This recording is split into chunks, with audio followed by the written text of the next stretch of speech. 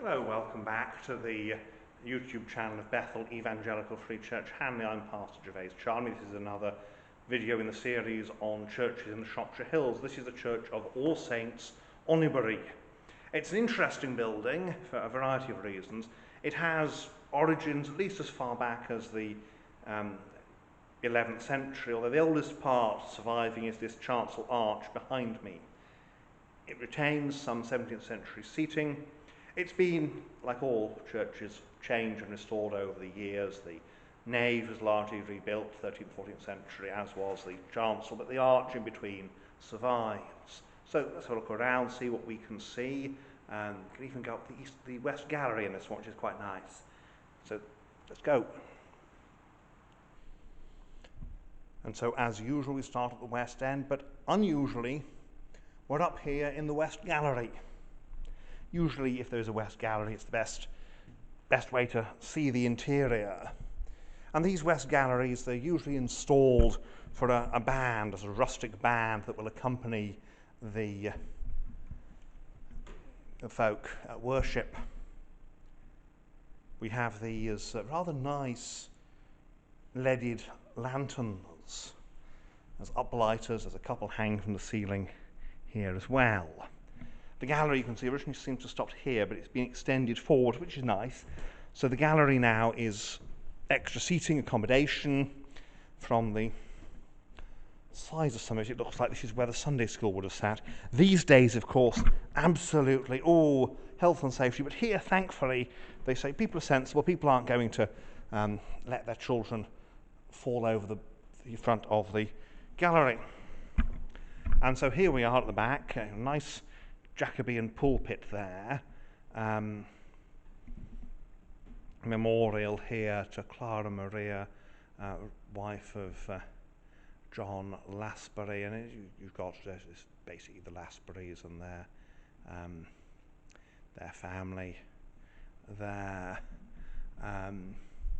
Nice bit of nice roof actually, and then you can just see there's some surviving painting. There would have been the Doom there. The Doom, of course, is painting of the Last Judgment. There's still some fragments of it, but it's very difficult to make anything out. But clearly there was a Doom there at one point. And then you've got the monogram of Jesus, yes, usually often mistakenly identified as IHS. It's not. It's the first three letters of Jesus in Greek. So here we are. We've got the commandments here. It's kind of modern set of commandment boards from the look of them. But very good to see them. Often taken down here. We have a bit of, that looks like a St. Christopher in part. No, it's not, there's a figure. It's difficult to tell what it is because it's so faded. But again, some medieval wall painting, maybe 14th, 15th century. We've got, and of course the chancel arch. So let's have a look around here. We've got here's some old seating. There's a platform here. That's where a small organ would have sat, or perhaps the music stand and perhaps before that, the music stand for the gallery band. And these stairs, they're rather cottagey-like stairs, very nice rustic stairs, of farmhouse cottage-type stairs. So I'll turn the camera off going down them because I want to be able to concentrate on going down. So West End downstairs.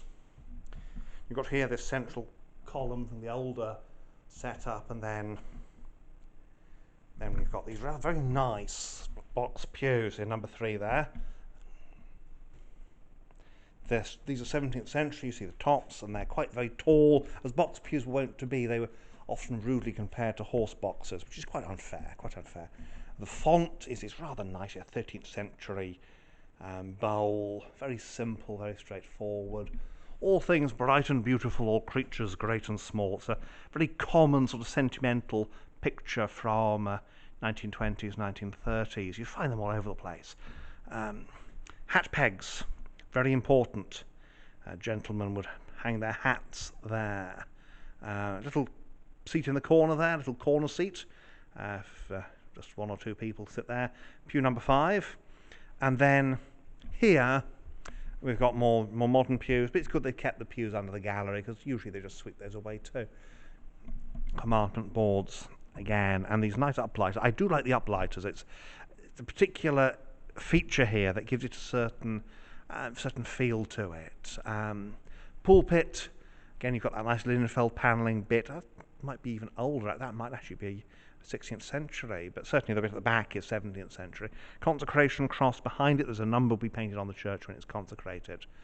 And eagle lectern, nice Victorian, quite rugged and naturalistic as opposed to anything else. Here we have the Reverend John Julius Hodges, M.A., 13 years curate, 49 years rector of Onibury, died 24th of June 1890 in the 85th year of his age. So he had his, look at that, a little bit of decoration on that. Here we have the Reverend John Allen. He's got a portrait there, and he was rector here 1890 to 1909. Nice window, a little bit of painting you can see there, just a bit of pattern there. And this is rather interesting, isn't it?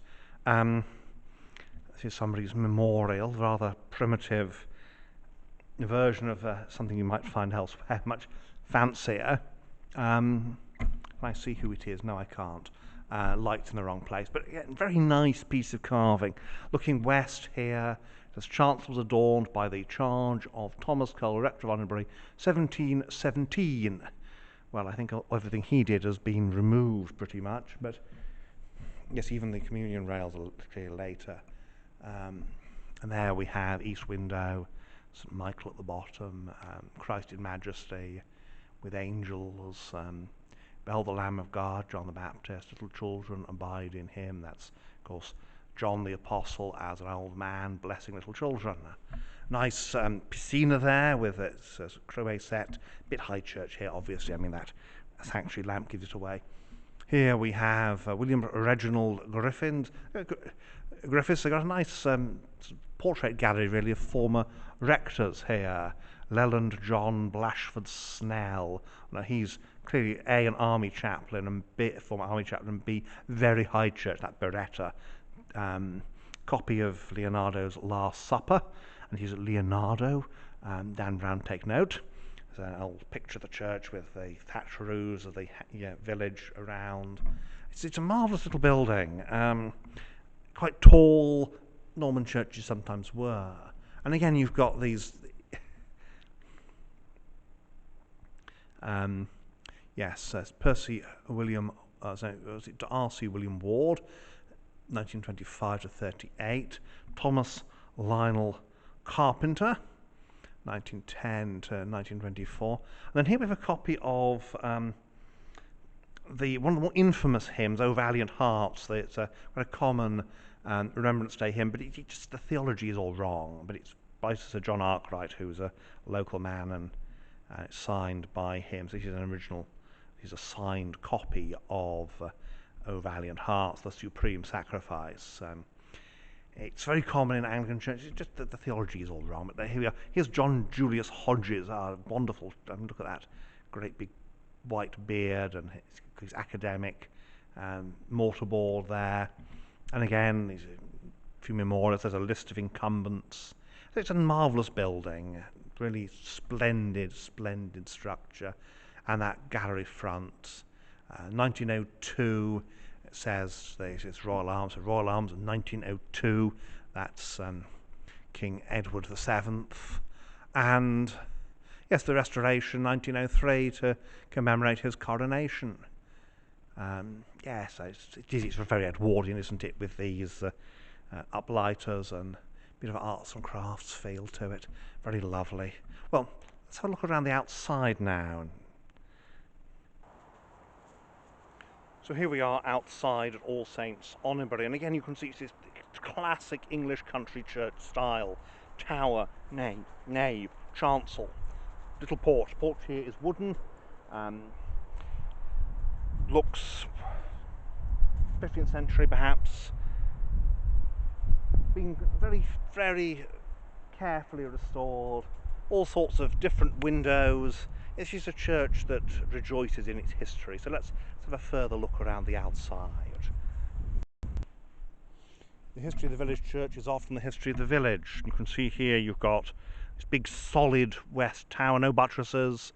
You've then got that porch, big 15th, maybe even 16th century window in the nave, just the one window, and then you've got these 13th century windows in the chancel. I say 13th century chancel, so very common, because what happens is that the liturgy is revised in the 13th century, and then there's a need to update chancels to fit. At one point it would have been most likely plastered and whitewashed, rendered and whitewashed on the outside. Triple lance, although they don't look very old, so they probably are a 19th century window there.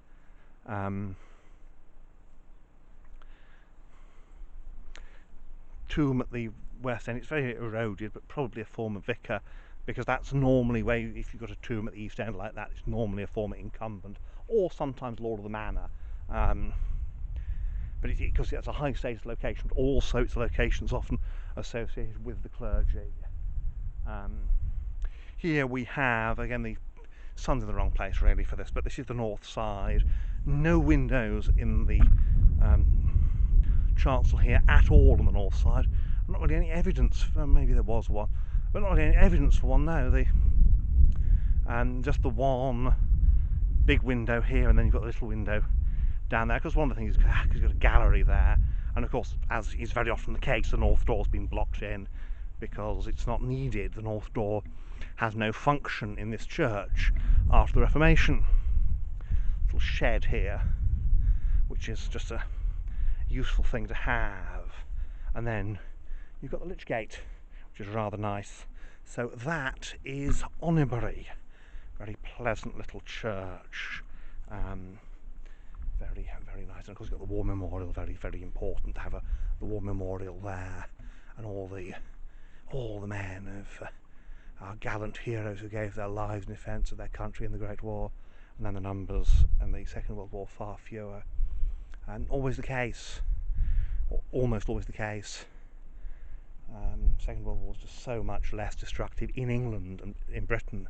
It's the other way around in America, of course, because the US doesn't get involved in the First World War until it's almost over. The US really gets involved. Well, don't get me started on that one. So there we are. This is All Saints Onibury.